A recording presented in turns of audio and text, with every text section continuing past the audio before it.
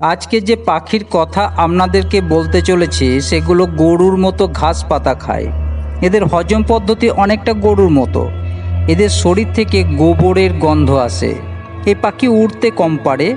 এই পাখির ছোট্ট বাচ্চা পর্যন্ত জলে সুন্দরভাবে সাঁতার কাটতে পারে, আর তাদের কাঁটাওয়ালা ডানার সাহায্যে সহজেই গাছে চড়তে পারে। সবই বলবো ভিডিওটা প্রথম থেকে শেষ পর্যন্ত দেখুন। হোয়াটজিন হলো একটি প্রজাতির গ্রীষ্মমণ্ডলীয় পাখি যা জলাভূমি, রিপারিয়ান বনাঞ্চল এবং অ্যামাজনের ম্যানগ্রোভ ও দক্ষিণ আমেরিকার অরিনাকো অববাহিকায় পাওয়া যায়।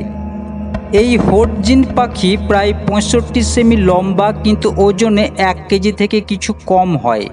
এটির একটি লম্বা লেজ, যার উপরটা বাদামি এবং নিচে হলুদাভ থাকে। একটি আলগা মাথার ক্রেস্ট এবং উজ্জ্বল লাল চোখ সহ একটি নীল মুখ রয়েছে। পুরুষ এবং স্ত্রী পাখি দেখতে একই রকম হয়। এই পাখি যে ডালে বাসা তৈরি করে সেগুলো জলের উপর ঝুলে থাকে। প্রতি জোড়া 2 থেকে 3টি ডিম পাড়ে। ডিমগুলো 4 সপ্তাহ ধরে তা দেওয়ার পর ছানা ফোটে।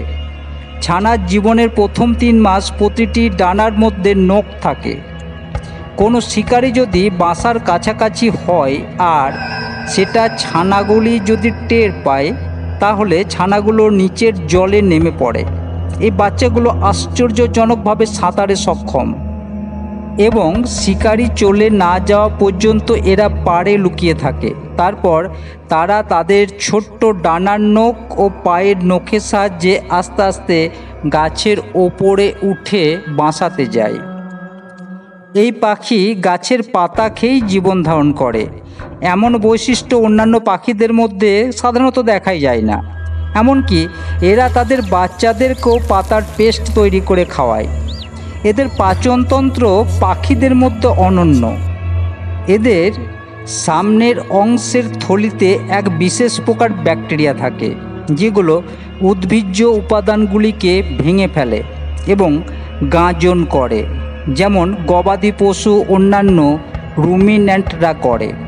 পাতার সুগন্ধযুক্ত যৌগ থাকায় এবং ব্যাকটেরিয়ার গাঁজন করার কারণে এই পাখিদের দেহ থেকে একটা অপ্রীতিকর গন্ধ বেরোয়, যেটা অনেকটা গোবরের গন্ধের মতো হয়। শুধুমাত্র কঠিন প্রয়োজনের সময় ছাড়া মানুষ সাধারণত এই পাখিকে শিকার করতে চায় না। স্থানীয় লোকেরা এটিকে স্টিঙ্ক বার্ড বলে ডাকে। এই পাখির মাংস সুস্বাদু নয়, সেটা নিঃসন্দেহে বলতে পারি। ধন্যবাদ।